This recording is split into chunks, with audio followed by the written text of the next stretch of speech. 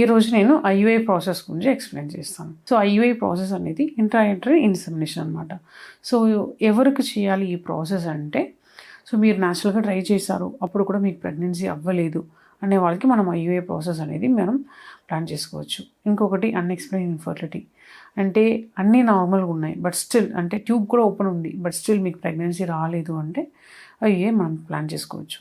In case కొంచెం male ఫ్యాక్టర్లో ఏదైనా problem ఉంటే, కొంచెం కణాలు తక్కువ ఉన్నాయి, కదలే కణాలు తక్కువ ఉన్నప్పుడు మీరు ఐయుఐ ప్లాన్ చేసుకోవచ్చు. అండ్ దెన్ ఎండోమెట్రియోసిస్ ప్రాబ్లం ఉంటే, అండ్ దెన్ మీకు సెక్షువల్లీ ఏదైనా ప్రాబ్లం ఉంటే, ఎరెక్టైల్ ఎజాక్యులేటరీ డిస్ఫంక్షన్ ఉన్నప్పుడు కూడా ఐయుఐ అనేది ప్లాన్ చేసుకోవచ్చు.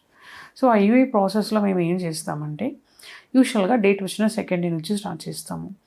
స్కాన్ చేసి గర్భసంచి ఎలా ఉంది అని చూస్తాము. అండ్ దెన్ అండాశయ ఎలా ఉంది, నెంబర్ ఆఫ్ ఎగ్స్ ఎన్ని ఉన్నాయి, సిస్ట్ ఉన్నాయా లేవా, ఇదన్నీ చూసుకుంటాం. అండ్ దెన్ మనము ఐయుఐ ప్రొసీజర్ ముందు వెళ్ళడానికి ముందు ట్యూబ్స్ ఓపెన్ ఉన్నాయా లేదా అనేది కూడా మీరు చెక్ చేసుకోవాలి.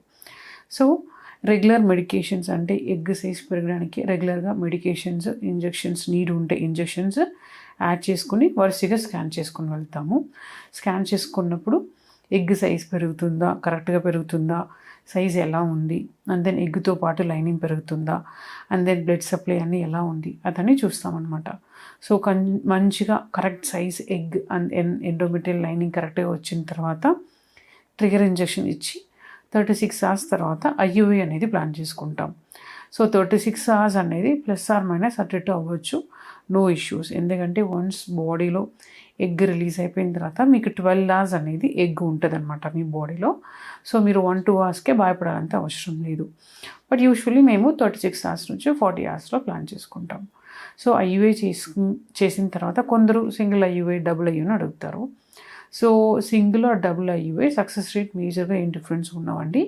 So we generally single IUI prefer చేస్తాం. సో ఐయుఐ చేసిన తర్వాత మీకు సపోర్టివ్ మెడికేషన్స్ అనేది మీకు ఒక 2 weeks ఉంటుంది అన్నమాట. సపోర్టివ్ మెడికేషన్స్ ఇచ్చిన తర్వాత మీకు 2 weeks తర్వాత యూరిన్ ప్రెగ్నెన్సీ టెస్ట్ చేసుకుంటే మనకి రిజల్ట్ అనేది తెలుస్తుంది.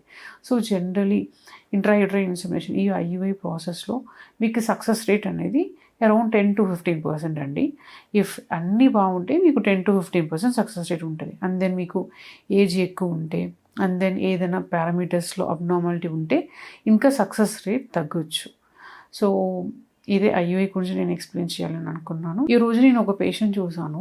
వాళ్ళు ఐటీ డిపార్ట్మెంట్ నుంచి వచ్చారు, అంటే ఇంజనీర్స్ బేసికలీ. సో వాళ్ళు నా దగ్గర వచ్చి like they are married just 2 years అనమాట. నా దగ్గర ఇన్సులిన్ రెసిస్టెన్స్ గురించి చాలా క్వశ్చన్స్ అడిగారు. అంటే ఇన్సులిన్ రెసిస్టెన్స్ గురించి వాళ్ళకి దే ఫెల్ట్ లైక్ ఐటీ ఫీల్డ్లో ఉన్న వాళ్ళకి ఎస్పెషల్లీ ఇన్సులిన్ రెసిస్టెన్స్ వస్తుంది, దానివల్ల పిల్లలు అవ్వరు, అట్లా చాలా కన్ఫ్యూషన్స్ ఉన్నాయన్నమాట. సో దాన్ని కొంచెం క్లియర్ చేస్తాను. సో ఫస్ట్ ఆఫ్ ఆల్, ఇప్పుడు మనము ఫుడ్ తీసుకున్న తర్వాత మన బాడీలో గ్లూకోజ్ అనే కాంపోనెంట్ ఇంక్రీజ్ అవుతుంది. అప్పుడు బాడీలో సెక్రీట్ అయిన ఇన్సులిన్ వల్ల ఆ గ్లూకోజ్ అనేది యూటిలైజ్ అవుతుంది. అంటే ఆ గ్లూకోజ్ని త్రూ ఇన్సులిన్ ఒక హార్మోన్ ద్వారా సెల్స్ అనేది ఆ గ్లూకోజ్ని తీసుకుంటుంది అనమాట.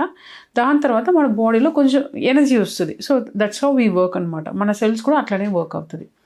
సో ఇప్పుడు ఇన్సులిన్ రెసిస్టెంట్ అంటే ఏమవుతుంది, ఇన్సులిన్ ఉంటుంది బట్ స్టిల్ ఆ ఇన్సులిన్ అనేది రెసిస్టెన్స్గా ఉంటుంది. అంటే ఆ ఇన్సులిన్ వల్ల దట్ గ్లూకోజ్ని అప్టేక్ అనేది తగ్గిపోతుంది. సో దానివల్ల బాడీలో ఏమవుతుంది, ఇన్సులిన్ ఉంటే కూడా గ్లూకోజ్ అప్టేక్ లేదు కాబట్టి ఎక్కువ ఇన్సులిన్ ప్రొడ్యూస్ చేయాలి అనేది బాడీ ప్రొడ్యూస్ చేస్తూ ఉంటుంది.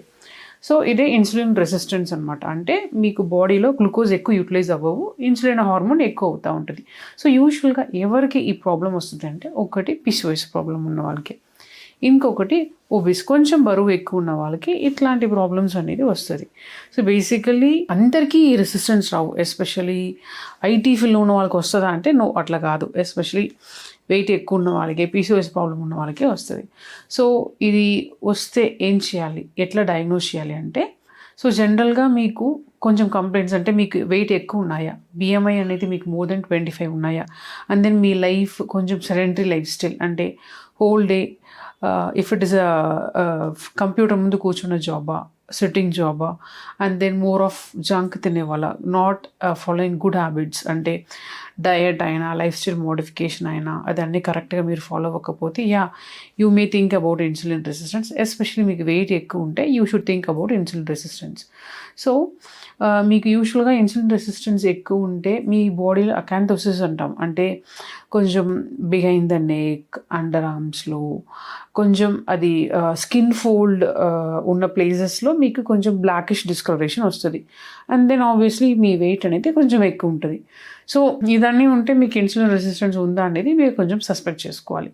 సో ఇన్ కేస్ ఉంటే what are the problems can happen అంటే, మీకు ఇన్సులిన్ రెసిస్టెన్స్ ఉంటే షుగర్ రావడానికి ఛాన్సెస్ ఉన్నాయి, బీపీ, కొలెస్ట్రాల్, హార్ట్ ప్రాబ్లం ఇదన్నీ రావడానికి ఛాన్సెస్ ఉన్నాయి. అండ్ దెన్ ఆబ్వియస్లీ మీకు పీసీఓఎస్ ప్రాబ్లం ఉంటే, ఇన్ కేస్ ఒబెసిటీ ఉంటే ఇన్సులిన్ రెసిస్టెన్స్ ఎక్కువ ఉంటుంది, అండ్ దెన్ పీసీఓఎస్ సివియారిటీ ఎక్కువ ఉంటుంది. ఇన్ టర్మ్స్ మీకు ఇన్ఫర్టిలిటీ ప్రాబ్లం కూడా వస్తాయి. సో ఇలాంటి కొన్ని ప్రాబ్లమ్స్ వస్తుంది. So how can I improve it అంటే, ఒకే ఇంపార్టెంట్ సొల్యూషన్ అండి, weight loss. Weight loss is very very important. మీరు వెయిట్ లాస్ చేసుకుంటే ఇది ఇన్సులిన్ రెసిస్టెన్స్ అనేది మీరు రివర్ట్ చేయగలుగుతారు. అండ్ దెన్ ఆల్ యువర్ ప్రాబ్లమ్స్కి you can find a solution. So this is in short about insulin resistance. అయితే నేను కొంచెం మీకు ఇన్ఫర్మేషన్ ఇచ్చాను అనుకుంటున్నాను. Thank you.